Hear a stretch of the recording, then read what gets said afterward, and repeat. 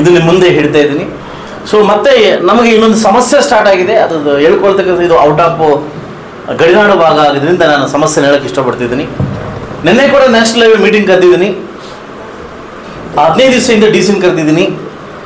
ಇವತ್ತು ಮುಳಬಾಗಿಲು ಗಡಿಭಾಗದಲ್ಲಿ ಸಿಕ್ಕಾಪಟ್ಟೆ ಸಮಸ್ಯೆ ಸ್ಟಾರ್ಟ್ ಆಗ್ತಾ ಇದ್ದಾವೆ. ಈ ಕಾಂಟ್ರಾಕ್ಟ್ ಕೊಟ್ಟಿರ್ತಕ್ಕಂಥ ಕಾಂಟ್ರಾಕ್ಟ್ರು ತುಂಬ ನೆಗ್ಲಿಜೆನ್ಸಿ ಮಾಡಿ ಇವತ್ತು ಕೂಡ ಮಣ್ಣು ಕುಸಿದು ಬಿದ್ದಿದೆ. ತೀರಾ ವಿತಿನ್ 3 ಅಥವಾ 4 ದಿವಸ ಒಳಗಡೆ ನಾನು ಹೈವೇ ಬಂದ್ ಮಾಡ್ತಾ ಇದ್ದೀನಿ.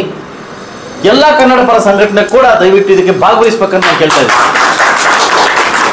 ಯಾಕಂದ್ರೆ ಇವತ್ತು ಬರ್ಲಿಕ್ಕೆ ಲೇಟ್ ಕಾರಣ 3.5 hours ಆಗಿದೆ, 3.5 ಗಂಟೆ ಆಗಿದೆ. ಎಲ್ಲರೂ ಜನ ನಮ್ಮನ್ನು ಶಾಪ್ ಹಾಕೊಂಡು ಹೋಗ್ತಾ ಇದ್ದಾರೆ.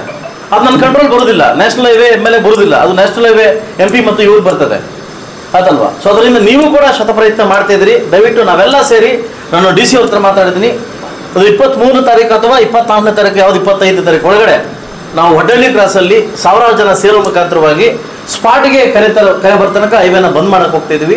ವಿತ್ DC ಅವರ ಪರ್ಮಿಷನ್ ಮೇಲೆಗೆ ನಾವು ಅಧಿಕಾರ ತಗೊಂಡು ನಾವು ಪರ್ಮಿಷನ್ ತಗೊಂಡೇ ಬಂದ್ ಮಾಡ್ತೀವಿ. ಇದಕ್ಕೂ ನಾವು ಗಡಿನಾಡು ಪ್ರದೇಶದವ್ರು ತಾವೆಲ್ಲ ಒಂದಾಗಬೇಕು, ತಾವೆಲ್ಲ ಬರ್ಬೇಕಂತ ಕೇಳ್ತಾ ಇದ್ದೀನಿ. ಸೊ ಅದರಿಂದ ತಾವುಗಳು ಏನು ವ್ಯಕ್ತಪಡಿಸಿದಿರಿ ಅದಕ್ಕಿಂತ ಹೆಚ್ಚಿನ ರೀತಿಯಲ್ಲಿ ಕೂಡ ಇದನ್ನು ಮಾಡಲಿಕ್ಕೆ ನನ್ನ ಪ್ರಯತ್ನವನ್ನು ಮಾಡ್ತೀನಿ. ಒಂದು ವಿಶೇಷವಾಗಿ ತಂಡವನ್ನು ರಚಿಸಿ ಆ ತಂಡದ ಮುಖಾಂತರವಾಗಿ ಕೆಲಸ ಕಾರ್ಯಗಳನ್ನ ಮಾಡಲಿಕ್ಕೆ ಕೂಡ ನಾನು ವ್ಯವಸ್ಥೆ ಮಾಡ್ತೀನಿ. ಬಹುಶಃ ಇವ್ರು ಹೇಳಿದ ವಿಷಯ ಪ್ರಕಾಶ್ ಅವರು ನನಗೆ ತುಂಬ ನೋವಾಯಿತು. ಅದೆಲ್ಲಿ ಏನಂತ ನಂಗೆ ಗೊತ್ತಿಲ್ಲ, ಅದು ಎಲ್ಲಿ ಬಟ್ಟೆ ಇದೆ ಅಂತ ನನಗಂತೂ ಗೊತ್ತಾಗ್ತಾ ಇಲ್ಲ.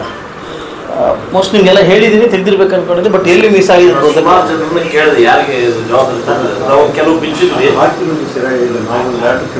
ಅದು ನಾನು ಇಮಿಡಿಯೇಟ್ ಆಗಿ ಆಕ್ಷನ್ ಪ್ಲೀಸ್ ಖಂಡಿತವಾಗ್ಲೂ ಅದನ್ನ ಅದಕ್ಕೋಸ್ಕರ ಹಾಗೂ